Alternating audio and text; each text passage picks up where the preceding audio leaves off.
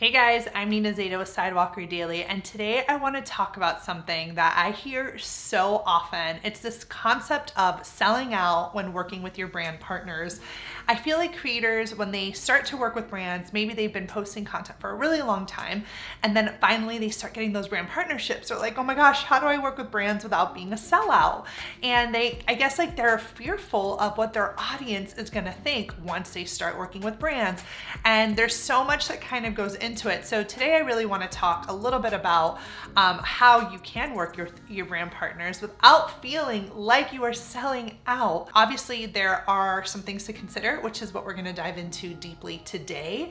And before I get started, if you are new to our channel and interested in all things creator economy, working with brands, pitching, all that good stuff, make sure you subscribe so you can be kept up to date on all videos that we release weekly. Now, the first place I would start with when you're deciding, do I want to work with a brand, do I not, is going back to your why and going back to your mission as a creator. What's the impact that you're looking to do? I think this can help kind of shake the tree and help you decide which opportunities are right for you and which ones don't make sense. So the reason I kind of refer to that shake the tree, it's kind of like the low-hanging fruit opportunities that make sense with the content that you're making.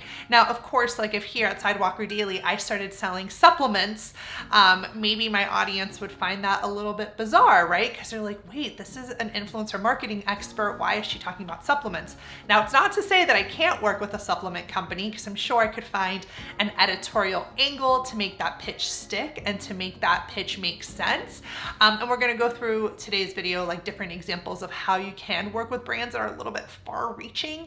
But in general, when you start to define this idea of selling out, if you are working with brands that align really nicely with your why, then you are not selling out. You are actually helping your audience. I'm going to give you a really good example. I remember there was this girl who I was coaching. She's one of the creators in our program, and she came to us and she was like, oh, there was like this, I think it was like some sort of like, not Apple Watch. It was definitely not Apple Watch. It was like a cheaper version of some sort of smartwatch, okay? And she was like, but I use Apple Watch. Like, why should I recommend this product? I kind of feel weird about it.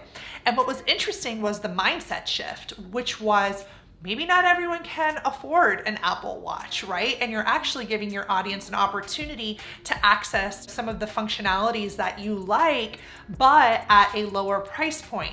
So a lot of what comes with this idea or this concept of selling out is working on yourself and understanding your own mindset so that you can really get through it. I think, of course, as a business owner, as a creator, influencer, you have intuition, you have gut vibes. You're like, is this feel weird or does this feel off? Your audience will be able to smell that from a mile away if you're trying to sell a brand that they know you're like, this does not make sense with you. So I think it's about choosing partners that authentically align with whatever it is that you're trying to talk about. And again, in that example of the smartwatch, maybe it's not something that you yourself personally own. You should probably test it and make sure that it's strong in functionality. That's something I always do with my brand partners. I'm like, before we say yes, before we commit, I need to try out your product and make sure I'd actually even recommend it. So those are some things right there that can help that sellout mentality, because you're not just taking any brand partnership that comes your way and putting it up there. You're not selling out in the sense that you're more focused on potentially the partner than your audience. And I think that's the tension, is when your audience starts to feel, wait a second, this person is more, concerned with the products they're shoving down my throat versus that the value that they're bringing. So as long as the value that you bring to your audience is on point, they shouldn't have a problem with it. Remember, if you are transitioning into business, and I just had another coaching last week that I was talking to this creator, she's like, I work full time.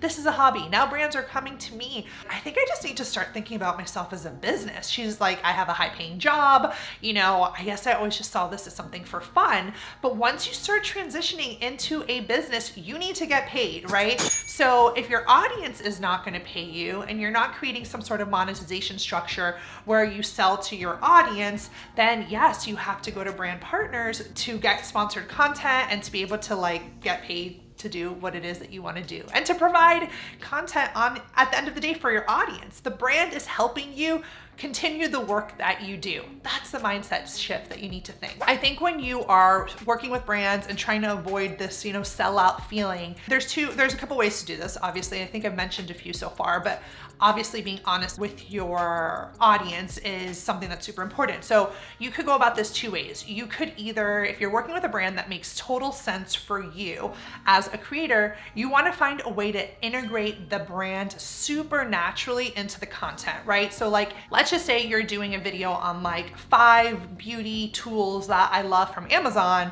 That makes sense. That's a perfect piece of content to integrate a brand partner into because you're talking about tools your audience could use. So when you are working with brands, try to integrate that brand partner into the content so seamlessly that your audience is like, oh, that makes total sense. Nina, or you obviously, is recommending this to me as an option. So it feels really smooth. And guys, most now we're at a different point in our careers. Like back in the day when brand partnerships weren't as common, creators were a little bit more insecure with those brand partnerships. But now I think your audience is just desensitized and used to it. They're used to hearing, that there is sponsored content. And I think they know that this is how you get paid to do what it is that you do. Now, a second way to bring in a brand partner outside of, integrating them naturally and authentically is to be upfront with your audience that this content is sponsored by X. So for example, if it's a podcast or if it's a YouTube video or whatever, you could say, today's video is brought to you by my sponsor XYZ. XYZ does this, that, the other. Thanks so much to XYZ for sponsoring today's video so that I could get it to you guys. You're not endorsing this product. You are not saying, hey, I would choose this brand. You're actually just acting a little bit more like a mouthpiece. It's like an ad slot. It's like a 30-second little mention, before we dive into the content. And you are telling your audience, thank you, brand, for, sponsoring today's video so that I could get it to you, the audience. And then again, anyone that's listening and is like, oh, that sounds interesting. I want to check them out. They can go in your link in bio and do so, right? So it's very clear that it's an ad spot and not you, encouraging or recommending this partner. You're just like using them a little bit more as an ad slot. So I think this could also relieve your feeling of, am I selling out? When actually you're just looking at yourself as a business and you're, getting certain brands to fill in certain ad slots to sponsor your content. I think another way to work with brands without having that sellout feeling is including your audience in the process. Maybe it's even in the pitching process. Like, what are some recommendations that you guys are looking for on, this topic? I want to do some research for you guys, right? So your audience, you're like preparing them that you are going to be having this sponsored content, or you're preparing them. And maybe you include them in that process and you tell your brand partner, hey, I want to let my audience be like a part of this with me. So for example, you could, show them the behind the scenes or show you unboxing it, trying it on, like all the things that go into it. I think the brand partner is going to be pumped, but you're also letting your audience in this process with you. So it feels very like voyeuristic, like they're watching you do it, but they're also like, it's not just one day you wake up and you're like, oh, hey, here's this product, you should buy it. It's great. Like you're including them in the process. I think that's also a nice way to warm up your audience to a big sponsorship. At the end of the day, selling out is when you are recommending partnerships or products or whatever it is, services that do not align with you and that ultimately you don't even recommend, but you're just doing it for the money. Let me tell you something. At Sidewalker Daily, we get approached by brands all the time in the creator industry. Cannot tell you the amount of brands that come knocking on our doors saying, they want to work with us. And I always say, I'm not breaking my trust with my audience. It is priceless. There's no fee that someone can pay me literally to say something that I don't already like, that I don't agree in and that our company would not stand behind. So, your trust with your audience, you've probably taken a really long time to build it.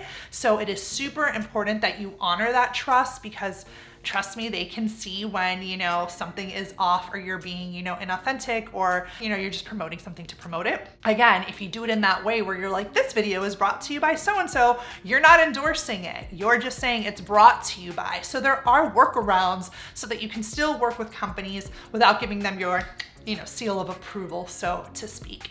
Anyways, guys, keep doing what you're doing, keep pitching, keep working with brands. If you're interested in working with brands, make sure you sign up to our free training. We host them all the time. It's all about how to get paid brand deals. You're going to love it. People come to this training and their minds are blown. I will include a link below so that you can join our next one, and I will see you guys in the next video, or if you're listening to this on the podcast, in the next episode.